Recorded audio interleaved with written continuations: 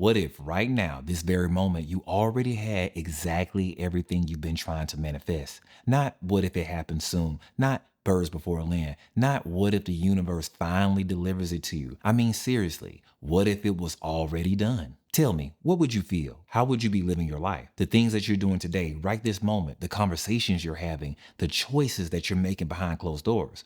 Would these be the actions of the person that already has what you wanted most? Even if you didn't consciously answer this question, your inner voice probably did. So what's the answer? Take a second and really unpack what I'm saying here, because this is where most of us block our very own manifestations. We spend time wishing and hoping and waiting and even questioning rather than actually embodying the feeling of already having it. And yet the laws of this reality are always crystal clear. It goes a little something like this. Ask and it will be given to you. Seek and you will find it. Knock and it will be open to you. It doesn't say maybe. It doesn't say if you work hard enough. It doesn't say if you affirm hard enough. It says it will be open to you simply by asking. Because asking in this context isn't about begging. It's definitely not about wanting something or obsessing over something so badly that you're desperate for it. Asking in this context means that you already have it. You already claim it. You declare it. You know that what you want is already yours, whether it's wealth, health, or love. You're not hoping to be it. You're not waiting to be it. You're not going to be it someday. You are it today. And that is the power of I am. So if the moment you desire something really means that it's already done, then what should you be doing in the meantime before it shows up in your reality? The answer is simple. I got you. Allow me to introduce you to your future self. Manifestation is really simple, but it's not always that easy. At least in the beginning.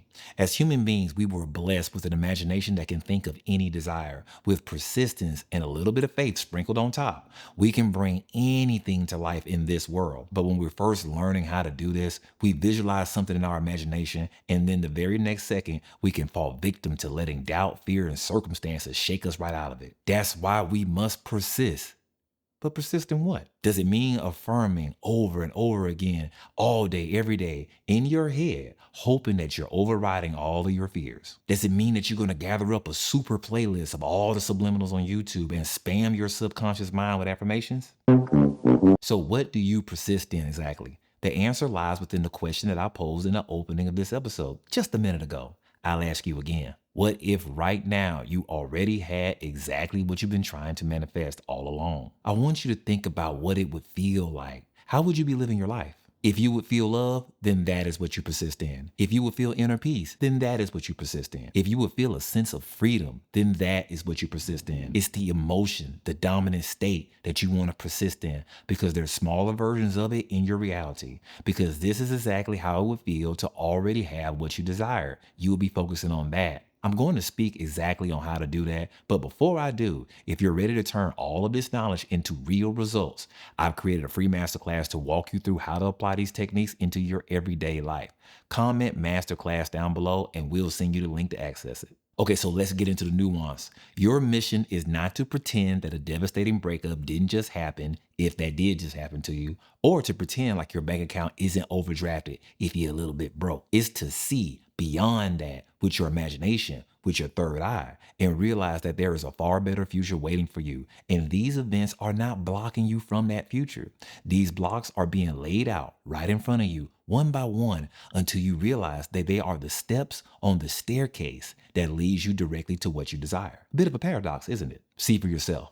Our reality is littered with famous and influential people who did just what I'm talking about, whether they did so consciously or unconsciously. Let's take Oprah Winfrey, for example, who was born into poverty in the great southern state of Mississippi, baby, facing challenges most people would crumble under. Instead, she pushed forward, earning a college scholarship, stepping into the radio business, and eventually breaking into television, just to be demoted from her very first job as a news anchor, with her producer bluntly telling her in not so many words that she was unfit for TV. Oprah was demoted from a news anchor to a daytime talk show that nobody watched.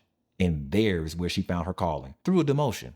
She went on to create the Oprah Winfrey Show, which became the highest rated talk show in the history of Earth. After a trip to Italy in the early 1980s, Howard Schultz became inspired by the espresso bar culture he experienced in the country and wanted to bring that same vibe back to the United States. When he returned, he sought funding for his business and sought out investors, but was rejected 217 times, which prompted him to leave his job and start his own vision. Despite the numerous rejections, despite the numerous setbacks, Schultz persisted and eventually secured the necessary funding, leading him to opening his very first cafe, which later became known as the first Starbucks store. You are not alone, my friend. We are all connected, and the people we admire, the ones who shaped history, had to push through this same resistance just like everybody else. These two stories I just shared, those were people who came from the same struggle as you. So instead of seeing them as the rare exception, recognize the connection we all share. Their success isn't proof that they're different from you. It's proof that it's possible for you too. So what is it that they persisted in? Or better yet, what feeling should you persist in? It is simply the feeling of what it would be to have what you wanted most right now in this present moment, not in the future, not in the past, right now. Instead of thinking of what it would feel like the exact moment that something arrives into your life, instead, think of how natural it already is. In most cases, it feels like inner peace. It feels like certainty. It feels like relaxation. That's what you manifest. It's already done. Doesn't mean that it's happening. It doesn't mean that it's unfolding. It doesn't mean that birds before land. It means it's already happened and it's just normal now. You don't have to conjure up feelings of hitting the lottery when you can simply imagine the state of financial freedom as you relax in the backyard of your dream home. You don't have to conjure up feelings of excitement for your wedding day when it's much more easier to imagine the feeling of what it would be like to watch Netflix on the couch with your bride to be, your husband to be, before your second wedding anniversary. That feeling isn't excitement, it isn't sensational, it's just simply peace. It's just simply being relaxed because it's already done and it has been done for some time now. Identify the feeling and why you want to feel it, then persist in that all day, every day, by enjoying what pieces of it are already appearing in your current reality. The secret to living in the end is simply living. If it's a little bit tough for you right now and you're thinking about your desires and it makes you feel a little bit doubtful in this whole thing, that's your cue to shift back into knowing that it's already done and it's already yours. We give thanks before our desires arrive in the 3D because gratitude implies that it's already done and it's been done. We can go ahead and celebrate because what we want is already ours in here. The moment that you claim it, your God self moves to bring it into form because it's already written. All that you need to do now is allow it in so you can receive what's already yours. That's our discussion for today.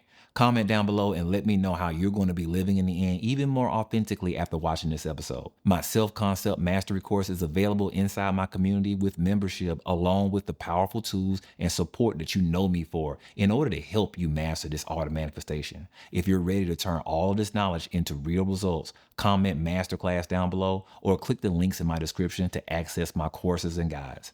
I am Shaun, and you are neither here nor there. Thank you for your time.